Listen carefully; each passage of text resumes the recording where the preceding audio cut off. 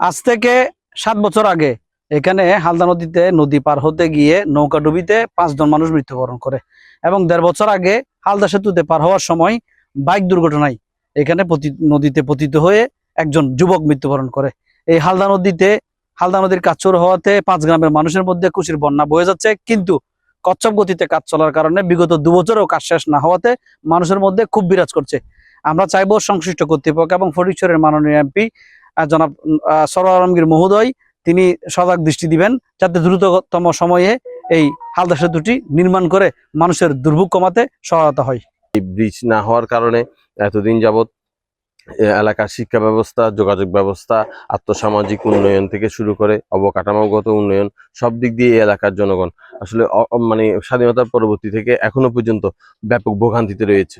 Bridge নির্মাণ শুরু হয়েছে বিগত 2 বছর যাবৎ, কিন্তু আসলে বলতে গেলে এই কচ্ছপ গতিতে যেই ব্রিজের নির্মাণের কাজ চলছে, এভাবে এখনো পর্যন্ত আপনারা দেখেন এক পারের সাথে আরেক পারের মোটামুটি যোগাযোগ সংযোগ হয়নি বলেই এখনো চলে।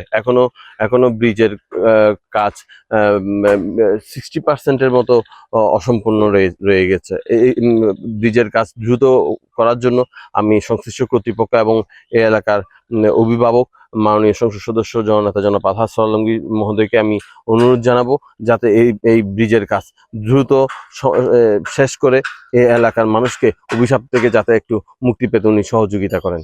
আমরা নৌকা দিয়ে পার হয়ে যাই স্কুলে, আমাদের প্রতিদিন যাওয়া আসা আমাদের কষ্ট হয়। আমাদের এই ব্রিজটা হয়ে গেলে আমাদের অনেক সুবিধা হবে, আমাদের স্কুলে যাওয়ার সুবিধা হবে। আমাদের অনেক কষ্ট হয় কারণ ব্রিজটা এখনো তৈরি হয়নি। অনেক বছর ধরে কাজ আটকে আছে, তাই আমরা চাই কাজ যদি চলে আমাদের অনেক সুবিধা হবে। 5 জন মানুষ মারা গেছে, আর যেহেতু 1 বছর 1.5 বছর আগে আর একজন মানুষ মারা গেছে।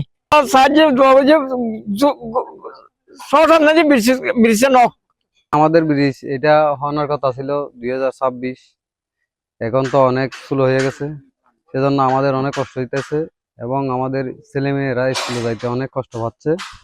যদি তাড়াতাড়ি আমাদের ব্রিজটা হয়ে যায় তাহলে আমাদের একটু সুবিধা হয় আর কি, কষ্টটা একটু মানে কমে যায় আর কি। ফটিকছড়ি উপজেলার সুন্দরপুর ইউনিয়নে হালদা নদীর উপর আমাদের একটা ব্রিজ নির্মাণ চলমান রয়েছে, হচ্ছে পাঁচপুকুরিয়া সিদ্ধাশ্রম ব্রিজ।